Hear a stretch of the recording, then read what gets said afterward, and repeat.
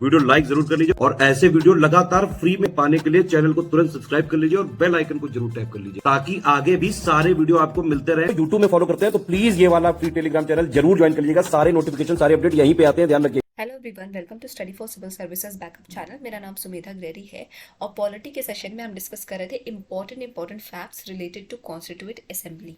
Last lecture में हमने कौन कौन से पॉइंट्स डिस्कस किए थे। हमने ये डिस्कस किया था जो हमारी तीसरी राउंड टेबल कॉन्फ्रेंस हुई थी उसने क्या फाइनलाइज किया था।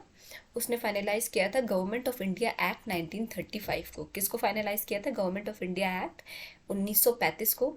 ठीक है, अब इस एक्ट के तहत क्या था, एक ऑल इंडिया फेडरेशन जो कि किसको किसको मिला के बनती है, ब्रिटिश इंडिया प्रिंसली स्टेट को मिला के बनती है, उसको उसका गठन किया जाएगा। ठीक है, किसका गठन किया जाएगा? All India federation comprising of states of British India and princely state.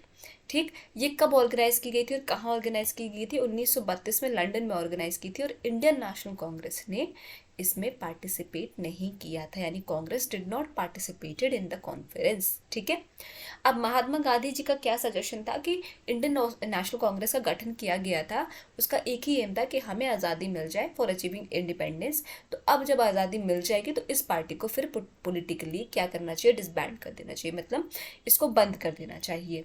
ठीक, the Indian constitution is able to provide for all the necessities of the country. अब हमारा संविधान किस तरीके से बनाया गया? इस तरीके से बनाया गया कि सारी हमारे देश की सारी ज़रूरतें पूरी हो सके और फ्यूचर की भी सारी ज़रूरतें पूरी हो सके, इस नाते उसमें अमेंडमेंट लाए गए। मतलब आप अपनी सुविधा अनुसार कुछ कुछ चेंजेस कर सकते हैं अमेंडमेंट्स के द्वारा। ठीक, अब क्योंकि ये कई देशों के संविधान को मिलाकर बनाया गया है, इस नाते इसको क्या कहा जाता है? Adopted constitution. क्योंकि कई जगह के कॉन्स्टिट्यूशंस को क्या किया क्या लेके बनाया गया? उनके प्रिंसिपल को अडॉप्ट करके, उनके कई तरीके के प्रिंसिपल्स को कई देशों के अडॉप्ट करके बनाया गया, इस नाते इसको अडॉप्टेड कॉन्स्टिट्यूशन कहते हैं। अब ये जो कॉमेंट है कि in their nationalist reaction the founding fathers of Indian constitution tended to minimise the importance of minority interest and emotions, किसके द्वारा कहा गया है? ये कहा गया है सर आइवर्ट जेनिंग के द्वारा। किसके द्वारा? सर आइवर्ट जेनिंग के द्वारा। और ये लाइन की constituent assembly was Congress and Congress was India, किसके द्वारा कहा गया है? Padma Shri awardee Granville Austin. किसके द्वारा? ग्रेवेली ऑस्टिन के द्वारा। क्या कि कॉन्स्टिट्यूएंट असेंबली क्या थी? कांग्रेस थी, और कांग्रेस क्या है? इंडिया है। ठीक, तो कॉन्स्टिट्यूएंट असेंबली वाज कांग्रेस और कांग्रेस वाज इंडिया। कांग्रेस क्या थी? इंडिया थी। ठीक, ये कहा गया हमारा जो उस समय के पद्मश्री अवॉर्डी है ग्रेवेली ऑस्टिन के द्वारा। ठीक है, फिर आ जाते हैं next point. On 2nd September 1946, an interim government was framed in which the members of the Muslim League did not participate, although the option was kept open for them to join. अब 2 सितंबर 1946 को interim government का गठन हुआ, उसको form किया गया। उसमें मुस्लिम league ने पार्टिसिपेट नहीं किया गया, ऑल्दो ऑप्शन ओपन था कि वो चाहे तो पार्टिसिपेट कर सकते हैं।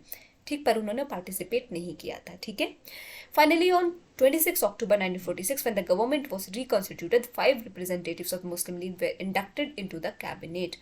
अब जब 26 अक्टूबर 1946 को क्या हुआ, गवर्नमेंट क्या हुई, रिकॉन्स्टिट्यूट की गई, तो 5 मेंबर्स जो है, 5 रिप्रेजेंटेटिव्स मुस्लिम जो है लीग के क्या किए? पार्टिसिपेट किए थे इस जो है कैबिनेट में। ठीक, the cabinet mission reached India in March 1946। Cabinet mission Bharat कब पहुंचा? बहुत इंपॉर्टेंट पॉइंट है ये। तो पहुंचता है मार्च 1946 में। ठीक है, the members of the mission, cabinet mission के मेंबर्स कौन कौन थे? ये बहुत इंपॉर्टेंट क्वेश्चन है, बहुत बार पूछा गया, आगे भी बहुत बार पूछा जाएगा। ठीक है, तो कैबिनेट मिशन भारत पहुंचता है कब? मार्च 1946 में। मेंबर्स कौन है? 3, स्टैटफोर्ड क्रिप्स, पैथलिक लॉरेंस और AB एक्सलेंडर। चेयरमैन कौन थे? स्टैटफोर्ड क्रिप्स जो है चेयरमैन बोर्ड ऑफ ट्रेड थे। पैथलिक लॉरेंस क्या थे उस समय? India secretary. और AB अलेक्जेंडर क्या थे? Ministry of the navy.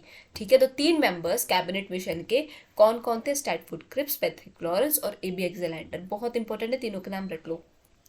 Cabinet mission Bharat कब आया? 1946 में। कितने मेंबर्स थे? 3। कौन कौन से? स्टैटफोर्ड क्रिप्स, पैथलिक लॉरेंस और AB एक्सलेंडर। ठीक, ये आपके कुछ बहुत बहुत इंपॉर्टेंट पॉइंट्स, इंपॉर्टेंट फैक्ट्स हमने कॉन्स्टिट्यूएंट असेंबली के कुछ लेक्चर्स में डिस्कस किया है। आई थिंक सो शायद 5 से 6 लेक्चर्स हुए होंगे सारे इंपॉर्टेंट फैक्ट्स के सारे लेक्चर्स बहुत इंपॉर्टेंट है। इनमें से क्वेश्चन ज़रूर ही आएंगे, 1-2 क्वेश्चन आएगा ही आएगा, तो इसको रिपीट पे कर करके बार बार देख लेना।